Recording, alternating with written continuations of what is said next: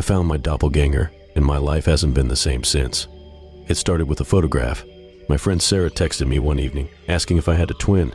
I laughed it off, knowing I was an only child. Then she sent me a picture she had taken at a local coffee shop. My smile faded. The man in the photo looked exactly like me. Same haircut, same build, even the same taste in clothes. He was sitting at a table, reading a book, completely unaware that his picture was being taken. I felt a chill run down my spine. Doppelgangers were supposed to be a myth, right? A creepy coincidence. I told Sarah it was just a look-alike, but I couldn't shake the unease.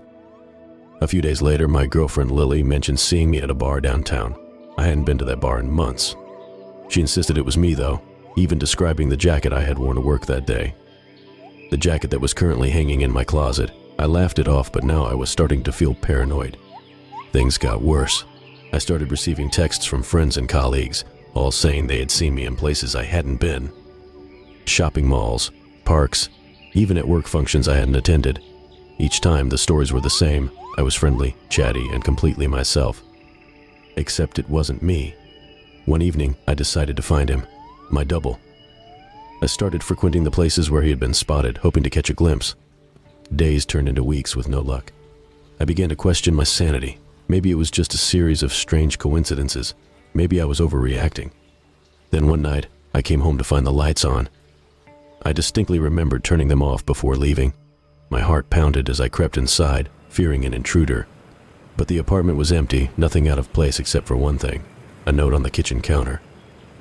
"Stop looking for me." I felt a surge of anger. Who was this person, and why was he messing with my life? I tore the note to shreds, determined not to be intimidated.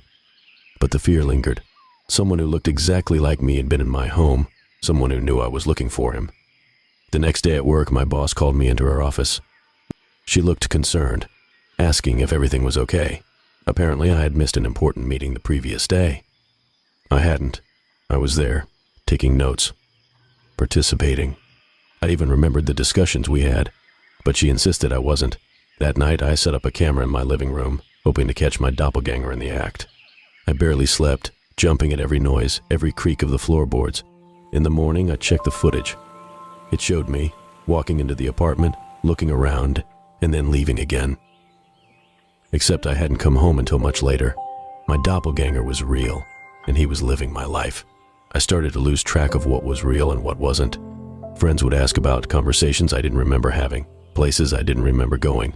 I began to isolate myself, fearing that I was losing my grip on reality.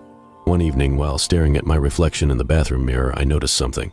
A small scar above my eyebrow. I had gotten it in a bike accident when I was 12. I realized that if this imposter looked exactly like me, he must have that scar too. It was a small detail, but it was something only someone who had lived my life would have.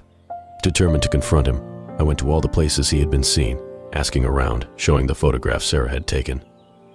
Finally, a barista recognized him and mentioned he was a regular, always coming in around the SME time each week. I waited at the coffee shop, nerves on edge. Hours passed, and then there he was. Seeing him in person was like looking into a mirror. He saw me too, and for a moment, we just stared at each other. Then he smiled, a cold, knowing smile, and walked out. I followed him, determined to get answers. We ended up in a quiet park, and finally he turned to face me. "Why are you doing this?" I demanded. "Who are you?" He just smiled again. "I'm you. The you that you could have been. The you that took risks, made different choices. The you that lived life to the fullest." I shook my head. "That doesn't make any sense." "It doesn't have to," he replied. "Just know this, you can't escape me. I am always going to be there, living the life you didn't."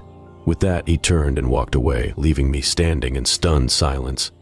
I haven't seen him since, but I know he's still out there. Living my life, making different choices, always one step ahead.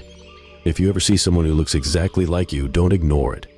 Don't dismiss it as a coincidence. Because sometimes, the scariest thing isn't a monster or a ghost. It's the thought that there might be another you out there living a life you never chose.